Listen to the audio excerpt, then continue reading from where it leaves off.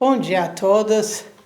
Realmente eu espero que vocês estão todos aproveitando esse período de janeiro de ter um tempo junto com a família, mas que não envolve ligando e desligando as aulas remotas ou virtuais ou lives, mas que realmente vocês aproveitam para conversar entre si. Como foi prometido, nós íamos voltar e dar um comunicado com vocês frente às determinações governamentais em relação ao retorno às aulas e a pergunta que as pessoas fazem, porque parece que todo dia tem uma notícia diferente. E vocês têm razão, todo dia tem uma determinação um pouco diferente entre o Estado e a Prefeitura relacionado com a situação de saúde do resto do mundo e aquilo que outras pessoas estão fazendo.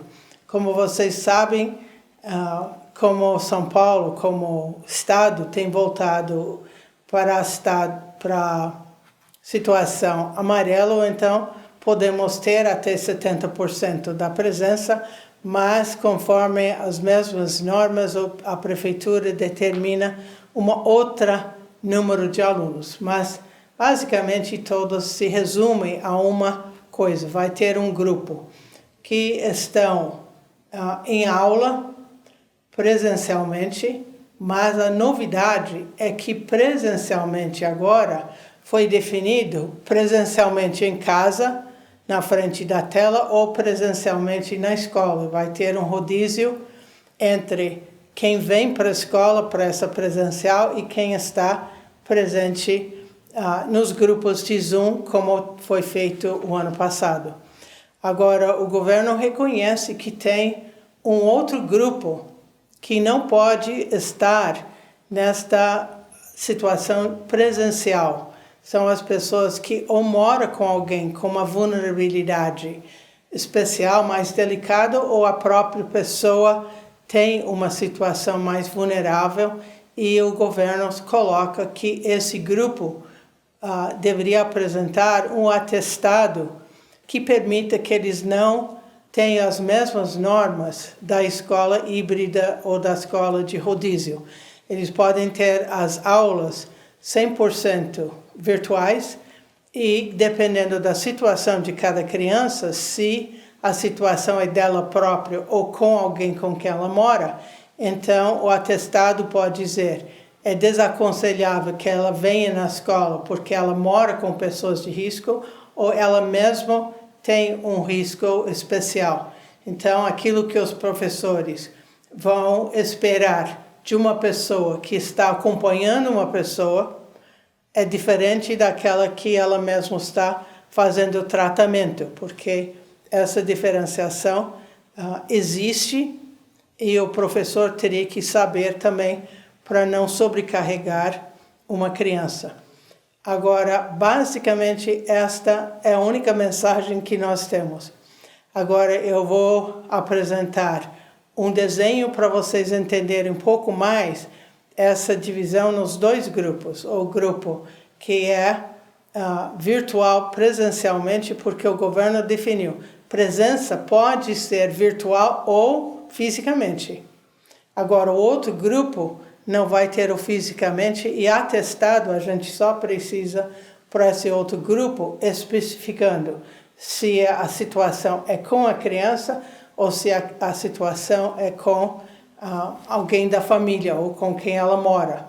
E a família, porque às vezes o atestado médico é muito generalizado, muito geral, a própria família pode mandar um e-mail dizendo: no nosso caso, eu quero que os professores sabem que a situação do meu filho é isto e por isso que ele está nesse grupo que não vai participar presencial em rodízio. Então, ele vai ficar permanente no outro grupo. Agora, claro, nós vamos colocar para vocês novamente que nós temos normas no próprio site do colégio, que a criança, quando retornar, retorna de uniforme, retorna com água individual com álcool gel individual, porque mesmo que a escola tem bastante pontes para ele pegar, mas às vezes a criança se sente seguro usar dentro da sala de aula, ou nesse momento ou outro momento. Então ele tem acesso ao seu próprio garrafinha, e também a criança tem que ter máscara suficiente para ir trocando ao longo do dia. Os menores vão ter um aviso do professor, os maiores, elas mesmas, depois de um ano, sentem quando é época de trocar. As crianças pequenas, principalmente, eles vão trazer o seu próprio lanche de casa, o material que eles precisam, cada um vai saber qual é o material, mas tudo é de uso individual, e não vão partilhar comida ou material com uma outra criança.